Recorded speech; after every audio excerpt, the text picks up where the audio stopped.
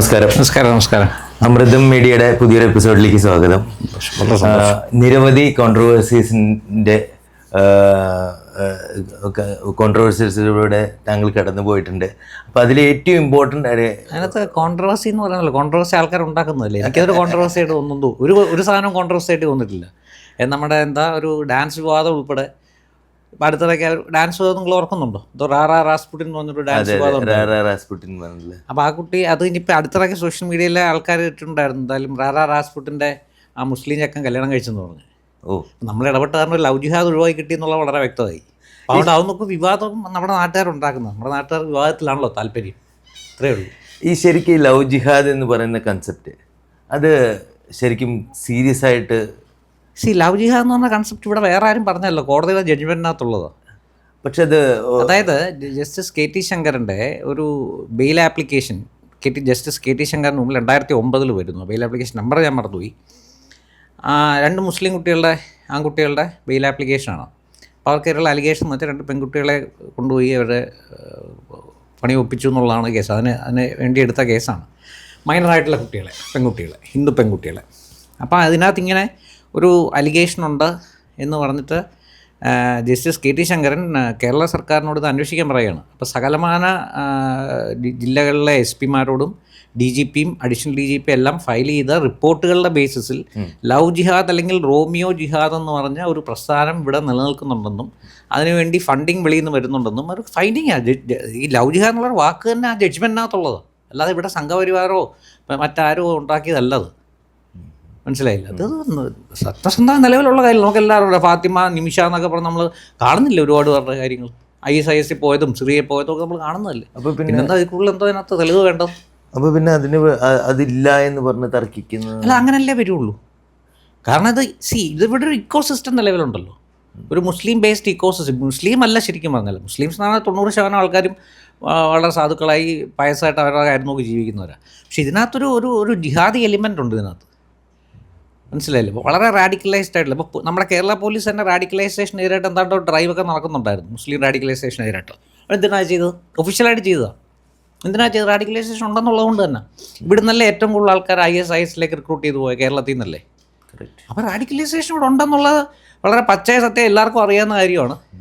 പക്ഷേ ഇവിടുത്തെ പ്രോബ്ലം എന്താണെന്ന് വെച്ചാൽ, ഇവിടുത്തെ മെയിൻ സ്ട്രീമിലുള്ള സാധാരണ പയസ്സായിട്ടുള്ള വളരെ സാധുക്കളായി ഈ ജിഹാദി ചിന്താഗതി ഇല്ലാത്ത മുസ്ലിങ്ങളെ പോലും നമ്മൾ സംശയദൃഷ്ടിയോടെ കാണുന്നൊരു സിറ്റുവേഷനാണ്. കാരണം അവർക്കാർക്കും പുറത്ത് ഇതിനെതിരെ പറയാനുള്ള ധൈര്യവും ഇല്ല, പറയാനുള്ള സാഹചര്യവും ഇല്ല. കാരണം പറഞ്ഞാൽ അവർക്കെതിരാവും ഇവരെല്ലാം. അപ്പോൾ അത് കാരണം എല്ലാവരും ഉണ്ടായിരിക്കുകയാണ്. ഈ പറഞ്ഞ മാതിരി നമ്മുടെ മെയിൻ സ്ട്രീം ഇപ്പം മുസ്ലിം ലീഗ് എന്ന് പറഞ്ഞൊരു പൊളിറ്റിക്കൽ പാർട്ടി ഉണ്ട്. അതിൻ്റെ പേര് തന്നെ മുസ്ലിം എന്നാണ്, മുസ്ലിമിൻ്റെ ലീഗ്. അതിനകത്ത് മെമ്പർഷിപ്പ് വേണമെങ്കിൽ മുസ്ലിം ആണോ. പക്ഷേ അത് വർഗീയ പാർട്ടി അല്ലെന്നാണ് ഇവിടെ എല്ലാവരും പറയുന്നത്. അതാണ് നമ്മുടെ കേരളം. നമ്മുടെ കേരളത്തിൽ വളരെ പെക്യുലർ അവസ്ഥയാണ്. എന്നാൽ ഭാരതീയ ജനതാ പാർട്ടിയിൽ ഇഷ്ടംപോലെ മുസ്ലിങ്ങളുണ്ട്, ഇഷ്ടംപോലെ ക്രിസ്ത്യാനികളുണ്ട്. പക്ഷേ അത് വർഗീയ പാർട്ടിയാണ്. അതായത് ഹിന്ദുവിൻ്റെ കാര്യം ആരെങ്കിലും എന്തെങ്കിലും പറഞ്ഞാൽ, ഹിന്ദുവിനെതിരായിട്ട് വരുന്നൊരു ശബ്ദത്തിനെതിരെ ആരെങ്കിലും മിണ്ടിയാൽ അവർ വർഗീയമായി. കറക്റ്റ്. മുസ്ലിം എന്ന് പറയാം, ക്രിസ്ത്യാനി എന്ന് പറയാം, ഒരു വിഷയമില്ല. ഇപ്പോൾ എന്തായാലും ക്രിസ്ത്യാനികൾക്ക് കാര്യങ്ങൾ ചെറുതായിട്ട് മനസ്സിലായി തുടങ്ങി. അതുകൊണ്ടാണ് ക്രിസംഗി എന്ന് പറഞ്ഞൊരു വാക്കുകൂടെ ഉണ്ടാക്കിയിരിക്കുന്നത്. ഒന്ന് ആലോചിച്ച് നോക്കും നിങ്ങൾ.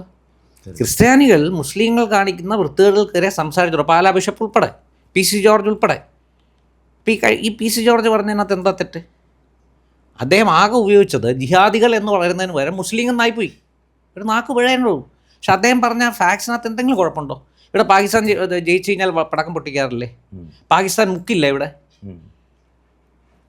എന്താ നമ്മുടെ ഒരു മേത്തനുണ്ടല്ലോ ഇറാഖിലെ ചത്തുപോയെ, തൂക്കിക്കൊന്നു ഒരുത്തനുണ്ടല്ലോ, സദാം ഹുസൈൻ ചത്തു കഴിഞ്ഞപ്പോൾ ഇവിടെ ഹർത്താൽ നടത്തി. സ്ഥലമല്ലേ കേരളം എന്ന് പറയുന്നത്. മഹാരാഷ്ട്രയിലെ ഒരു മന്ത്രി പിന്നെ കേരളത്തിനെ മിനി പാകിസ്ഥാൻ വെച്ചാൽ എന്താണ് തെറ്റ്? അതിനകത്തൊരു തെറ്റ് ഞാൻ നോക്കിയിട്ട് കാണില്ല. കാരണം പാകിസ്ഥാനിൽ ഒന്ന് ആലോചിച്ച് നോക്കൂ. ഇവിടെ ഈ പാലസ്തീനിൽ അല്ലെങ്കിൽ പിന്നെ ഗാസയിൽ കൊല്ലപ്പെടുന്ന ഏതെങ്കിലും ആൾക്കാർ നമ്മുടെ കേരളവുമായിട്ടോ ഇന്ത്യയായിട്ടോ എന്തെങ്കിലും ബന്ധമുള്ളവർ? ആകെ ബന്ധം എന്ന് പറഞ്ഞാൽ അവർ മുസ്ലിമാണെന്നുള്ളത്, മതമേ ഉള്ളൂ ബന്ധം. അതിന് ഹമാസിനെയൊക്കെ വലിയ നേതാക്കളായിട്ട് ഇവിടെ കൊണ്ടുവന്നിട്ട് വിർച്വലായിട്ട് ഇവിടെ നിന്ന് പങ്കെടുപ്പിക്കുക. ഹമാസ് മറ്റേ തീവ്രവാദി അല്ലെന്ന് പറഞ്ഞത്, സ്വാതന്ത്ര്യ സമര നേതാക്കളാന്ന് പറഞ്ഞത്. അപ്പം അങ്ങനെ ഒരു മൈൻഡ് സെറ്റുള്ള സ്ഥലമാണ് കേരളം. അപ്പോൾ ഇവിടെ ഒന്നും ആരും തെറ്റ് പറഞ്ഞിട്ട് കാര്യമൊന്നുമില്ല. ഇതേ അടക്കമുള്ളൂ ഇവിടെ. അത് മാത്രമല്ല അതിൻ്റെ മെയിൻ സ്ട്രീം, അതായത് ഇപ്പോൾ കോൺഗ്രസ് ആണെങ്കിലും കമ്മ്യൂണിസ്റ്റുകാരാണെങ്കിലും ഈ വോട്ടുകൾക്ക് വേണ്ടിയിട്ടുള്ള കടിപിടിയാണ്. മത്സരിക്കുക ആരാണ് കൂടുതൽ മുസ്ലിം സ്നേഹമുള്ളതെന്ന്. അപ്പോൾ പിന്നെ ക്രിസ്ത്യാനികൾ അവർ റിയലൈസ് ചെയ്ത് തുടങ്ങി ഇത് അപകടമാണെന്നുള്ളത്. കാരണം ബോംബ് പൊട്ടി എല്ലാവരും ചാവും, അതിനകത്ത് മതമൊന്നുമില്ല. മനസ്സിലായില്ലേ? കാരണം അമ്പലനടയിൽ പച്ചക്കിട്ട് കത്തിക്കുന്നു പറയുന്ന മുദ്രാവാക്യം വിളിച്ചാണ് മുസ്ലിം ലീഗിൻ്റെ അടുത്തിറക്കുക. അത് നാളൊന്നും ആയില്ല. സോ വെറുതെ ഈ പറഞ്ഞ മാതിരി മതേതരവാ കുന്തവാന്നൊക്കെ കുടച്ചക്രമെന്നൊക്കെ പറയുന്ന ഇതിനെല്ലാം ജിഹാദികളാണ്, സംശയമൊന്നും വേണ്ട. ഈ കേരളത്തിൽ ഞാൻ ഒറ്റ കാര്യങ്ങൾ പറഞ്ഞു, ഈ PC ജോർജ് പറഞ്ഞതിനകത്ത് ഈ കാര്യങ്ങളെല്ലാം ഉണ്ട്. ഈ കാര്യങ്ങളാണ് അദ്ദേഹം പറഞ്ഞത്. അപ്പോൾ അദ്ദേഹം പറഞ്ഞതെന്ന് വെച്ചാൽ ഇത്രയും ജിഹാദി ചിന്താഗതിയുമായി ജീവിക്കുന്നവർ ഇന്ത്യയിൽ ജീവിക്കണ്ട. കാരണം UCCക്ക് എതിരാണ്, NRCക്ക് എതിരാണ്, എല്ലാത്തിനും എതിരാണ്, ഇന്ത്യൻ ഭരണഘടനയ്ക്കെതിരാണ്. ഇപ്പം ജമാഅത്ത് ഇസ്ലാമി എന്ന് പറഞ്ഞൊരു സംഘടനയുണ്ട് ഇവിടെ. ആ ജമാഅത്ത് ഇസ്ലാമിയെ നിരോധിക്കണമെന്ന് പറഞ്ഞു ഹൈക്കോടതിയിൽ ഒരു കേസ് ഇപ്പോഴും പെൻഡിങ്ങാണ്. 2002 കൊടുത്ത ഒരു കേസ്, ഒരു മുസ്ലിം തന്നെ കൊടുത്ത കേസ് ഇപ്പോഴും പെൻഡിങ്ങാണ്. അതിനകത്ത് സംസ്ഥാന സർക്കാർ, അതായത് ഹോം സെക്രട്ടറി ഫയൽ ചെയ്തൊരു കൗണ്ടർ അഫിഡവിറ്റ് ഉണ്ട്. ആ കൗണ്ടർ അഫിഡവിറ്റിൽ പറയുന്നുണ്ട് ജമാഅത്ത് ഇസ്ലാമിൻ്റെ കോൺസ്റ്റിറ്റ്യൂഷൻ. ജമാഅത്ത് ഇസ്ലാമി എന്ന് പറഞ്ഞാൽ ഒറ്റ ജമാഅത്ത് ഇസ്ലാമിയേ ഉള്ളൂ ലോകത്ത്. മനസ്സിലായില്ലേ? അത് പാകിസ്ഥാനിലുള്ള സാധനം. അത് അതിൻ്റെ ബ്രാഞ്ച്, അതിൻ്റെ ഒരു ഘടകമാണ് ഇവിടുത്തേത്. സെയിം കോൺസ്റ്റിറ്റ്യൂഷൻ എല്ലാം സെയിം. അവിടെ അറബിയിൽ എഴുതിയിരിക്കുന്നു, അല്ലെങ്കിൽ എന്തോ ഉറുദു എന്താണ് പറയുന്നത്, അവരുടെ ഒരു ഭാഷയുണ്ടല്ലോ, അതിനകത്ത് എഴുതിയിരിക്കുന്നു. ഇവിടെ ബംഗ്ലാദേശിലുണ്ട്, അവിടെ അതിനകത്ത് ബംഗ്ലാദേശിലെ ഭാഷയിൽ എഴുതിയിരിക്കുന്നു, ഇവിടെ മലയാളത്തിൽ എഴുതിയിരിക്കുന്നു. നമ്മൾ വ്യത്യാസമേ ഉള്ളൂ, എല്ലാം സെയിം ഒന്ന് തന്നെ. അതിനകത്ത് പറഞ്ഞ ഭരണഘടന അംഗീകരിക്കുന്നില്ല അവർ. ഇസ്ലാമിക രാഷ്ട്രമാണ് അവരുടെ ലക്ഷ്യം, പ്രഖ്യാപിത ലക്ഷ്യം. ശരീഅത്ത് നിയമങ്ങളാണ് ഇവിടെ നടപ്പാക്കേണ്ടത് എന്ന് പറയുന്നൊരു സാധനം ഇവിടെ ഒരു മീഡിയം നമ്മൾ TV ചാനൽ നടത്തിക്കൊണ്ടിരിക്കുക. ഒന്ന് ആലോചിക്കണം. ഇത് നിരോധിക്കണം എന്ന് പറഞ്ഞാൽ ഹൈക്കോടതിയിൽ കേസുണ്ട്. ഇത് നിരോധിക്കേണ്ട സംഘടനയാണെന്ന് സംസ്ഥാന സർക്കാരിൻ്റെ ഹോം സെക്രട്ടറി ഫയൽ ചെയ്ത അഫിഡവിറ്റ് ഹൈക്കോടതിന് മുമ്പിലുണ്ട്. പക്ഷെ ഇത് പൊങ്ങി വരില്ല ഈ കേസ്, കാരണം ഇപ്പം എല്ലാവരും അറേഞ്ച്മെൻറ്റിലാണ് പോയിക്കൊണ്ടിരിക്കുന്നത്. അതാണ് ഇവിടുത്തെ ഒരു ഇക്കോസിസ്റ്റം. ആ ഇക്കോസിസ്റ്റം ഇതിലൊന്നും പ്രതീക്ഷിക്കണ്ട. കേരളത്തിലെ മാധ്യമങ്ങൾ ആർട്ടിക്കിൾ 19 അനാവശ്യമായിട്ട് ഉപയോഗിക്കുന്നുണ്ട്. Freedom of speech, freedom of expression അത് ദുരുപയോഗപ്പെടുത്തുന്നുണ്ട് എന്ന് പറഞ്ഞു കഴിഞ്ഞാൽ എന്ത് പറയുന്നു? ഇല്ല, ഇതിനകത്തിപ്പോൾ ഈ ഫ്രീഡം ഓഫ് സ്പീച്ച്, പിന്നെ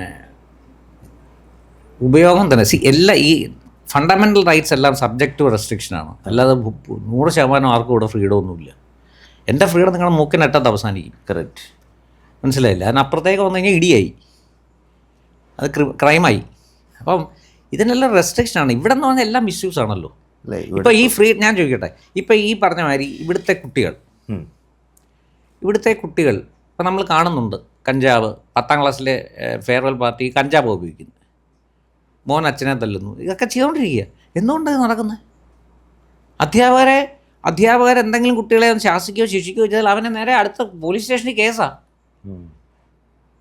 ഇപ്പം അധ്യാപകനെ സംബന്ധിച്ചോളം പണ്ടത്തെ അധ്യാപക വിദ്യാർത്ഥി ബന്ധമൊന്നും അല്ല ഇവിടെ ഉള്ളത്. അത് വേറെ ലെവലിലേക്ക് മാറി. കറക്റ്റ്. അപ്പം അധ്യാപകൻ നോക്കുമ്പോൾ അവന് ജീവിക്കാൻ വേണ്ടിയിട്ട് അവന് ജോലി ചെയ്യാൻ പോകുന്നു. ശരിയാണ്, നമ്മളൊക്കെ പഠിക്കുന്ന. അതെ, പിന്നെ ടീച്ചറിനെ കാണുമ്പോൾ നമുക്ക് ഭയമല്ലേ. അത് ഭയം എന്ന് പറഞ്ഞാൽ ഇപ്പോഴും നമ്മുടെ ടീച്ചർമാരെ കാണുമ്പോൾ എന്തൊരു സ്നേഹമാണ് നമുക്ക്. കാരണം ആ ഭയം ബഹുമാനത്തിൽ നിന്നുണ്ടാകുന്ന ഭയമാണ്, സ്നേഹത്തിൽ നിന്നുണ്ടാകുന്ന ഭയമാണ്. മനസ്സിലായില്ലേ? നമ്മളെ കുറ്റപ്പെടുത്തുവോ, നമ്മളെ വഴക്കിടുവോ, നമ്മളോട് വഴക്ക് പറയുമോ, അടി കിട്ടുമോ എന്നൊക്കെ നമുക്കൊരു ആ ഭയം ഉണ്ടല്ലോ.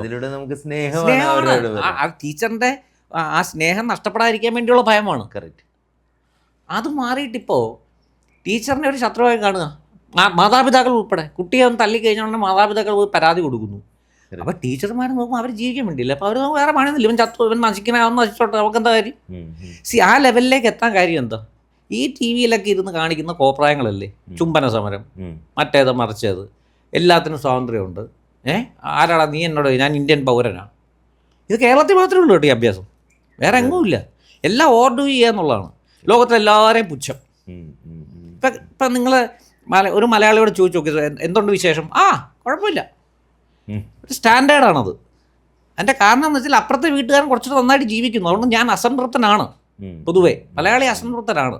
ലോകത്തിലെല്ലാവരെയും പുച്ഛം, നമ്മളാണ് ഏറ്റവും വലിയ ആളെന്നൊരു തോന്നൽ. ഇത് ഈ കമ്മ്യൂണിസം കൊണ്ടുവന്നൊരു സംഭവം. അത് ലോകത്തിലെല്ലാവരെയും പുച്ഛിക്കുകയും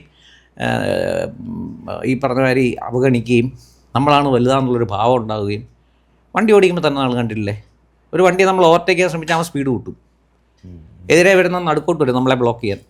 ഇതാണ് മലയാളിയുടെ ഒരു അത് ജയതി ശ്രീമാരുടെ ഒരു സിനിമ പറഞ്ഞാൽ ഒരുത്തനിട്ട് പണി കൊടുത്തപ്പോൾ എന്തൊരു സമാധാനം എന്ന് പറഞ്ഞ മാതിരി ഇതാണ് മലയാളിയുടെ ഒരു ബേസിക് കൺസെപ്റ്റ്. ഇതാണ്. അതുകൊണ്ടാണ് ഒരിക്കലും നന്നാവത്തെ. നിങ്ങളിപ്പോൾ കേരളത്തിന് വെളിയിൽ എവിടെ പോയി നോക്കൂ, എങ്ങനെയുണ്ടെന്ന് ചോദിച്ചു കഴിഞ്ഞാൽ തമിഴിനാണെങ്കിൽ ரொம்ப നന്നായിരിക്കും, ரொம்ப നന്നായിരിക്കും എന്ന് പറയും.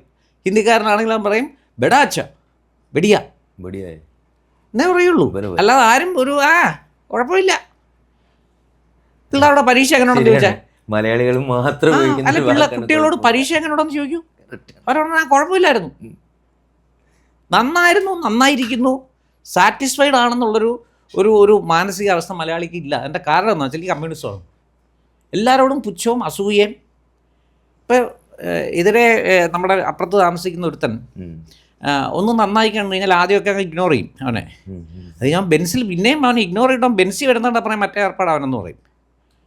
അപ്പോൾ അതിൻ്റെ എന്താ കാര്യം ചോദിച്ചാൽ പറഞ്ഞു, ഞാൻ മര്യാദയ്ക്ക് ജീവിച്ചിട്ട് എനിക്ക് സ്കൂട്ടർ എടുക്കാനേ പറ്റിയിട്ടുള്ളൂ. അപ്പോൾ അവൻ ബെൻസ് എടുത്തെങ്കിൽ അവൻ എന്തോ തരികട ഏർപ്പാടുണ്ട്, അല്ലെങ്കിൽ അവൻ ആവത്തില്ല. അവൻ എന്തുകൊണ്ടാണ് എഫർട്ട് എടുത്ത്, അവൻ എന്തുകൊണ്ടാണ് നന്നായെന്നുള്ളതല്ല പ്രശ്നം, അത് അസൂയാണ്. ബേസിക് മലയാളിയുടെ ഒരു ബേസിക് നേച്ചർ. അപ്പോൾ ഇങ്ങനെയുള്ളൊരു സ്ഥലത്ത് എല്ലാം മിസ്യൂസ് ചെയ്യപ്പെടുക എന്നുള്ളതിൻ്റെ കൂടെ തന്നെ ഈ നിങ്ങളുടെ പറഞ്ഞ ആർട്ടിക്കിൾ 19 ധാരാളം മിസ്യൂസ് ചെയ്യപ്പെടുന്നുണ്ട്. എന്തും ടി വിയിലൊക്കെ ഇരുന്ന് എന്ത് തോന്നിയ ദിവസം പറയുന്നു, എന്ത് തോന്നിയ ദിവസം പറയല്ലേ. ഇപ്പം നമ്മുടെ അരുൺകുമാർ എന്തെന്നാ മൊട്ട അരുൺ എന്നറിയപ്പെടുന്ന ഒരു ടി വിക്കാരൻ എന്ന് പറയുന്നു, എനിക്കറിയില്ല അയാൾ എന്താണ് പഠിച്ചിട്ടുള്ളതെന്ന് നമുക്ക് ദൈവത്തിനറിയാം. പിന്നെ ഇതൊക്കെ കാരണം ഇതെല്ലാം സാക്കളാണല്ലോ. അപ്പോൾ അവരുടെയൊക്കെ ക്രെഡൻഷ്യൽസ് നോക്കിക്കഴിഞ്ഞാൽ നമ്മുടെ എന്താ ഒരു സ്ത്രീ ഉണ്ടല്ലോ, ചിന്താമല്ലേ, അവരല്ലേ മറ്റേ വാഴക്കുല എന്നാണ്ടൊക്കെ പറഞ്ഞത് ഡോക്ടറേറ്റ് എന്നൊക്കെ പറഞ്ഞാൽ ഇതെന്തോ സംഭവം എന്നുള്ളത് ദൈവത്തിന് അറിയാം. പക്ഷേ അരുൺകുമാർ ഈ യൂത്ത് ഫെസ്റ്റിവലിൽ നടന്ന സംഭവം 2 കൊച്ചു കുഞ്ഞുങ്ങളോട് പോയി പോക്സോ, ശരിക്കും പോക്സോ കേസാണ്. ആ പോക്സോ കേസ് ഞാൻ അതിനകത്ത് പിന്നെ ഇത് ചെയ്തിരുന്നു, പിന്നെ ബെയിൽ ആപ്ലിക്കേഷനിൽ ഞാൻ ഇൻ്റർവെൻഷൻ പെറ്റീഷൻ ഫയൽ ചെയ്തിരുന്നു.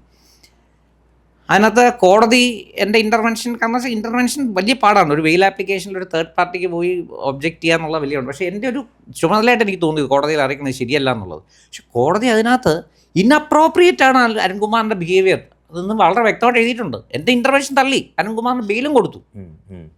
പക്ഷേ അതിനകത്ത് ഇൻ്റർവെൻഷനിൽ അല്ല, ആ ആപ്ലിക്കേഷനിൽ കൃത്യമായിട്ട് പറയുന്നുണ്ട് ദിസ് ഈസ് ഇൻഅപ്രോപ്രിയേറ്റ് എന്ന് കൃത്യമായിട്ട് പറയുന്നുണ്ട്. അപ്പം അതാണ് ശരിക്കും എക്സാക്ട്ലി ഇൻഅപ്രോപ്രിയേറ്റ് ആയിട്ടുള്ള കാര്യങ്ങളാണ് ടി വിയിൽ നടക്കുന്നത്, മാധ്യമങ്ങളിൽ, യൂട്യൂബിലാണെങ്കിലും എവിടെ ആണെങ്കിലും. അത് കണ്ടാണ് ഈ യുവത്വം വളരുന്നത്. അതാണ് ഈ പ്രശ്നങ്ങളെല്ലാം ഉണ്ടാകുന്നത്. കൊച്ചു കുഞ്ഞുങ്ങൾ വരെ, 10ാം ക്ലാസ് പഠിക്കുന്ന കുട്ടികൾ വരെ ഈ പറഞ്ഞ മാതിരി ഈ കഞ്ചാവ് ഓടിച്ച് ടീച്ചറിനെയും തല്ലി, അമ്മയും തല്ലി, അച്ഛനെയും തല്ലി നടക്കുക. എന്ത് ചെയ്യാൻ? ഈ ഇൻക്രീസ് ഇൻ ക്രൈംസ് കഴിഞ്ഞൊരു 10 വർഷമായിട്ട് increase in crimes is because of state governments ഇപ്പോഴത്തെ ഒരു ഭരണത്തിൻ്റെ ഒരു അതിനകത്ത് രാഷ്ട്രീയം ഒന്നും കാണണ്ട. ഇതിപ്പോൾ ഉമ്മൻചാണ്ടി പഠിച്ച എന്തായിരുന്നു സിറ്റുവേഷൻ, സെയിം. എന്ത് വ്യത്യാസം? ഇതെല്ലാം ഒരു നെക്സസ് ആണെന്ന്. ഇതൊരു ഞാൻ പറഞ്ഞില്ല, ഇവിടുത്തെ ഒരു ഇക്കോ സിസ്റ്റമാണിത്. ഈ ഇക്കോ സിസ്റ്റം ഉണ്ട്. ഇപ്പോൾ എൻ്റെ അടുത്ത് പലരും പറഞ്ഞ ഈ സ്കൂളുകളിൽ ഈ കഞ്ചാവ് വിൽക്കുന്ന നമ്മുടെ യുവജന സംഘടനകളും വിദ്യാർത്ഥി സംഘടനകളിലും അതിനകത്ത് നേതാക്കന്മാർ ഉൾപ്പെടെ ചേർന്നിട്ടാണെന്നാണ് പറയുന്നത്. അല്ലെങ്കിൽ ഒന്നും സ്കൂളിലൊന്നും ഇത്ര റാമ്പൻ്റായിട്ട് ഇത് വരില്ല. There must be some agent. ഇപ്പം ഞാൻ ചോദിക്കട്ടെ, നമ്മുടെ ഇപ്പോൾ ഒരു സ്കൂളിലേക്ക് പുറത്തുനിന്ന് ഇത് കിട്ടാൻ അത്ര എളുപ്പമാണോ കുട്ടികൾക്ക്? അത് കിട്ടാൻ വളരെ എളുപ്പമാണ്. അല്ല, നോർമലി കിട്ടാൻ അല്ലെങ്കിൽ അപ്പം വ്യക്തമായ വളരെ ഡിസൈൻഡ് ആയിട്ടുള്ള നെറ്റ്വർക്ക് ഉണ്ടാവണം. അതെ, തീർച്ചയായും. നെറ്റ്വർക്ക് ഇല്ലെങ്കിൽ ഇല്ലാതെ ആ കുട്ടികളുടെ കയ്യിൽ ഇത് എത്തില്ലത്. എങ്ങനെ ഈ നെറ്റ്വർക്ക് വരുന്നത്? ഈ കുട്ടികളുമായിട്ട് ബന്ധമുള്ളവരല്ലേ നെറ്റ്വർക്ക് വരാൻ പോകുന്നത്. അതെ. അപ്പം നിങ്ങൾ അങ്ങനെ തന്നെ ആലോചിക്കുമ്പോൾ തന്നെ ഈ എല്ലാ സ്കൂളുകളിലും ഈ രാഷ്ട്രീയമുണ്ട്. SFI ഉണ്ട്, KSU ഉണ്ട്, ABVP ഉണ്ട്, എല്ലാം ഉണ്ട്. അതിനകത്ത് ആരാണെന്ന് എനിക്കറിയില്ല. പക്ഷേ ആരൊക്കെയോ ഇതിനകത്ത് കളിക്കുന്നുണ്ട്. അല്ലെങ്കിൽ കുട്ടികൾക്ക് ഇതൊന്നും കിട്ടത്തില്ല. ഇത് എന്തായാലും വളരെ അപകട സിറ്റുവേഷനിലേക്കാണ് നീങ്ങുന്നത്. അതിനകത്ത് രാഷ്ട്രീയം ഒന്നും പറഞ്ഞിട്ടില്ല, എല്ലാ രാഷ്ട്രീയക്കാരും കണക്ക് തന്നെ. ഈ സ്കൂളിലും ഈ കോളേജുകളിൽ ഈ രാഷ്ട്രീയം എടുത്ത് കളയണം അതിനെപ്പറ്റി ഒന്ന് ആലോചിക്കുന്നുണ്ട്. ഞാൻ വളരെ സീരിയസ് ആയിട്ട് അതിനെപ്പറ്റി വർക്കൗട്ട് ചെയ്തുകൊണ്ടിരിക്കുകയാണ്. നമ്മുടെ കേരളത്തിൽ മാത്രമേ ഉള്ളത്, വേറെ എങ്ങുമില്ല. പിന്നെ ഈ പറഞ്ഞ മാതിരി നോക്കൂ, ഈ കമ്മ്യൂണിസം ഞാൻ പറഞ്ഞില്ല, ഇത് ഇത്ര ഒരു പോയിസണാണത്. ഈ കമ്മ്യൂണിസ്റ്റ് പാർട്ടി എന്ന് പറഞ്ഞത് ഇപ്പം നിങ്ങൾ ഇവന്മാരെവിടെ ഉണ്ടോ അവിടെ ജിഹാദികളും ഉണ്ട് പരിപാടി. ഇപ്പം നിങ്ങൾ ഡൽഹി യൂണിവേഴ്സിറ്റി എടുത്ത് നോക്കൂ, JNU എടുത്ത് നോക്കൂ, ഒരു നിവൃത്തിയില്ല. ഇതൊരു രാജ്യവിരുദ്ധ ഒരു ശ്രേണിയാണ് ഈ CPM, CPI, ഈ AIDSO എന്നൊക്കെ പറഞ്ഞ കുറേ സാധനങ്ങളുണ്ട്. എല്ലാം തട്ടിപ്പ് പരിപാടികൾ എന്ന് പറഞ്ഞാൽ ഫോറിൻ ഫണ്ടഡ്, ഇന്ത്യയുടെ രാജ്യ താല്പര്യങ്ങൾക്കെതിരായിട്ട് പ്രവർത്തിക്കുന്ന ഒരു കൂട്ടം വിവരം കെട്ട ആൾക്കാർ, രാജ്യദ്രോഹികൾ എന്ന് തന്നെ പറയാം. ഇത് ഗ്ലോബലി ഇൻ്റർനെറ്റ് സർക്കിളിലും ഇത് കയറിയിട്ടുണ്ട്. താങ്കൾ തന്നെയാണ് ഫേസ്ബുക്കിന് വേണ്ടിയിട്ടൊരു മറ്റേ എഗെയിൻസ്റ്റ് ആയിട്ട് ഞാനത് കൊടുത്തിട്ടുണ്ട്. ഇപ്പം ഫോർ എക്സാമ്പിൾ ഫേസ്ബുക്കിനെതിരായിട്ട് കേസ് കൊടുത്തത് ഇപ്പം അടുത്ത ആഴ്ച കണ്ടത് ബെഞ്ച് വരുന്നുണ്ട്.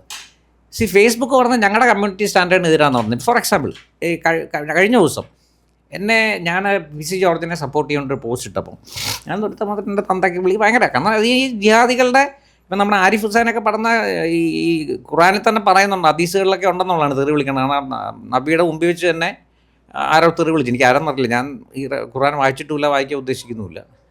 കാരണം ഞാൻ അതിനെ കുറ്റപ്പെടുത്താനോ അതിനെ ക്രിട്ടിസൈസ് ചെയ്യാനോ ഉദ്ദേശിക്കില്ല. കാരണം അത് ഓരോരുത്തരുടെ വിശ്വാസമാണ്, അതൊക്കെ അവരുടെയാണ്. അപ്പോൾ ക്രിട്ടിസൈസ് ചെയ്യണമെങ്കിൽ മാത്രം അത് വായിച്ചാൽ മതി. എനിക്ക് താല്പര്യമില്ലാത്ത സാധനമാണ്, ഞാൻ വായിച്ചിട്ടില്ല. അപ്പോൾ ഈ ആരിഫ് ഹുസൈനൊക്കെ ഇങ്ങനെ പറഞ്ഞ ഇങ്ങനെ തെറി വിളിക്കാൻ അവർ തന്നെ സപ്പോർട്ട് ചെയ്യുന്നുണ്ട്. അപ്പോൾ ആ ഒരു സംസ്കാരമാണ് അവർ കാണിക്കുന്നത്. പല തെറി തന്തയ്ക്ക് വിളി ആകെ പ്രശ്നം. അതിന് ഞാൻ മറുപടി ഇട്ടു, തന്നെ കൂട്ടുള്ള ജിഹാദി പന്നികളെ കേരളത്തിൽ നിന്ന് പുറത്താക്കണം എന്നാണ് PC ജോർജ് പറഞ്ഞത്. വേറൊന്നും അദ്ദേഹം പറഞ്ഞിട്ടില്ല, അതിനകത്തൊരു തെറ്റുമില്ല എന്ന് ഞാൻ എഴുതി. ജിഹാദി പന്നി എന്ന് ഉപയോഗിച്ചിട്ടുണ്ടെന്ന് എന്നെ 3 ദിവസം ബ്ലോക്ക് ചെയ്തു. നാലിട്ട്. അപ്പോൾ എൻ്റെ തന്തയ്ക്ക് വിളിച്ചും എന്നെ അതിനെക്കാട്ടിയും തെറി എൻ്റെ അമ്മയും അച്ഛനെയൊക്കെ വിളിച്ച അവൻ്റെ തറ ഡയലോഗിന് അവന് ബ്ലോക്കില്ല, കാരണം അവൻ ഇസ്ലാമാണ്. അപ്പോൾ ഈ ഫേസ്ബുക്കിൻ്റെ ഈ ഫാക്ട് ചെക്കും മറ്റേ മറിച്ചതൊക്കെ ചെയ്യുന്നു കമ്മ്യൂണിറ്റി സ്റ്റാൻഡേർഡ് എന്നാൽ അവരുടെ കമ്മ്യൂണിറ്റി സ്റ്റാൻഡേർഡാണ്. അപ്പോൾ ഇന്ത്യയിൽ പ്രവർത്തിക്കുമ്പോൾ ഇന്ത്യയിലെ നിയമങ്ങൾ അനുസരിച്ചുള്ള കമ്മ്യൂണിറ്റി സ്റ്റാൻഡേർഡ് ആയിരിക്കണം എന്നാണ് എൻ്റെ ആവശ്യം. അല്ലാതെ അവൻ്റെ സ്വന്തം ഇഷ്ടം അനുസരിച്ചുള്ള ശരീരത്ത് അനുസരിച്ചുള്ള കമ്മ്യൂണിറ്റി സ്റ്റാൻഡേർഡ് അല്ല ഫേസ്ബുക്കിന് കേരളത്തിൽ വേണ്ടത്. ഇന്ത്യയിലെ നിയമം അനുസരിച്ച് ഇന്ത്യയിൽ ഇന്ത്യൻ പീനൽ കോഡ് ഒരു കുറ്റമായിട്ട് പറയുന്നൊരു കാര്യം ഫേസ്ബുക്കിൽ പറഞ്ഞാൽ അത് ഫേസ്ബുക്കിൻ്റെ കമ്മ്യൂണിറ്റി സ്റ്റാൻഡേർഡിലും കുറ്റമായിരിക്കണം. ഞാൻ പറഞ്ഞാൽ മനസ്സിലായി, അല്ല അവൻ്റെ തോന്നിയ ചെയ്യാനുള്ളതല്ല. അതാണ് എൻ്റെ ആവശ്യം. കമ്മ്യൂണിറ്റി സ്റ്റാൻഡേർഡ് IT ഡിപ്പാർട്ട്മെൻറ്റ് അത് ഇടപെട്ടിട്ട് കമ്മ്യൂണിറ്റി സ്റ്റാൻഡേർഡ് എന്ന് പറഞ്ഞാൽ there should be it should be in resonance with the Indian laws. Correct. Law of the land അനുസരിച്ചേ പ്രവർത്തിക്കാൻ പറ്റുള്ളൂ ഫേസ്ബുക്കിന്. അല്ല അവൻ്റെ സ്വന്തം ഇഷ്ടത്തിന് അമേരിക്കയിലെ നിയമം ഇതിനെക്കാട്ടിയൊക്കെ സ്ട്രിക്റ്റാണ്. ഇതിപ്പോൾ ശരിക്കും പറഞ്ഞാൽ ജിഹാദി നിയമം ശരീഅത്ത് അനുസരിച്ചാണ് ഫേസ്ബുക്ക് പ്രവർത്തിക്കുന്നത്. മുസ്ലിങ്ങൾക്കെതിരെ ഒന്നുമില്ല, മുസ്ലിങ്ങൾക്ക് എന്ത് വിടാം. അവർ ആബീദ് അടിവാരം എന്ന് പറഞ്ഞൊരു ജിഹാദി ഉണ്ട്, അവനിടുന്ന പോസ്റ്റുകൾ കാണണം. ഇതിൽ കൂടുതൽ കമ്മ്യൂണലായിട്ടുള്ള പോസ്റ്റുകളില്ല. അതായത് നമ്മുടെ റയറ്റിംഗ് പിന്നെ ആഹ്വാനം ചെയ്യുന്ന പോസ്റ്റുകളെല്ലാം ഞാൻ ഒരു 10 തവണ ഞാൻ പേരിന് ചുമ്മാ ഒന്ന് റിപ്പോർട്ട് ചെയ്ത് നോക്കിയപ്പോൾ ഞങ്ങളുടെ കമ്മ്യൂണിസ്റ്റ് സ്റ്റാൻഡേർഡ് കുഴപ്പമില്ലെന്ന് റിപ്ലൈ വരുന്നു. 4 നോക്കി അതിൽ കാര്യമൊന്നുമില്ല.